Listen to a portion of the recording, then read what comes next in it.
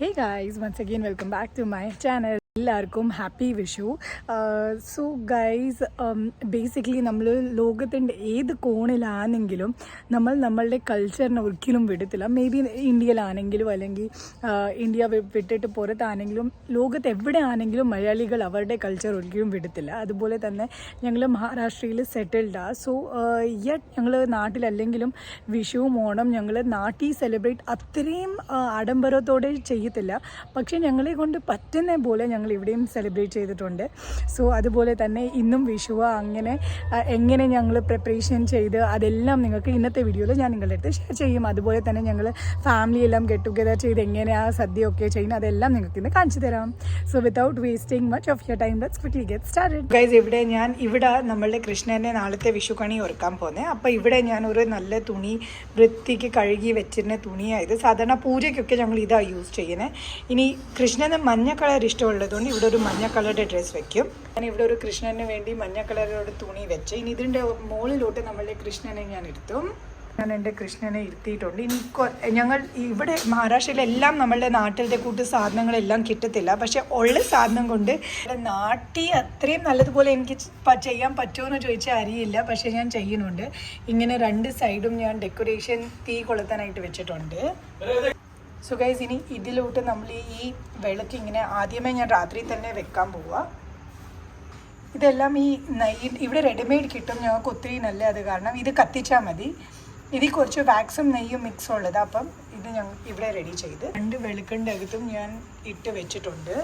ഇതിൻ്റെ മുമ്പ് 3 കിണ്ണത്തിൻ്റെ അകത്ത് ഒരെണ്ണത്തി കാശ് പിന്നെ ഒരെണ്ണത്തി കുറച്ച് അരി എന്നിട്ട് ഇത് ഡ്രൈ ഫ്രൂട്ട്സ് വെച്ചിട്ടുണ്ട്. പാത്രത്തോട്ട് നമ്മളുടെ എല്ലാം വെജിറ്റബിൾസും ഫ്രൂട്ട്സ് എല്ലാം വെക്കാം. ഏറ്റവും ആദ്യം വെക്കുന്ന ഒരു തേങ്ങ, പിന്നെ വെക്കുന്ന ഒരു ആപ്പിൾ, ദെൻ 1 പൊമഗ്രാനറ്റ്, പിന്നെ ഒരു പഴം, ദെൻ 1 ക്യുക്യൂംബർ, നാരങ്ങ, എല്ലാം വെജിറ്റബിൾസും അതുപോലെ തന്നെ ഫ്രൂട്ട്സ് എല്ലാം മിക്സ് ചെയ്തിട്ടാണ് ഞങ്ങൾ വെച്ച് അവൈലബിൾ ഉള്ള വെച്ചിട്ട് ഞങ്ങൾ ചെയ്യുന്നു. കാരണം നാട്ടിലത്തെ കൂട്ട് ചക്കയൊക്കെ ഞങ്ങൾക്ക് കിട്ടത്തില്ല ഇവിടെ.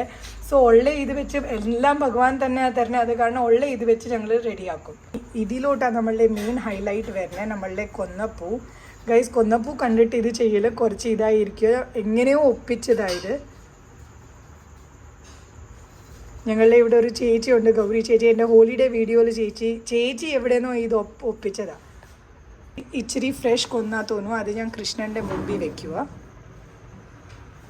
മിറർ വെക്കാറുള്ള പോലെ മിറർ ഇവിടെ വെച്ചിട്ടുണ്ട്.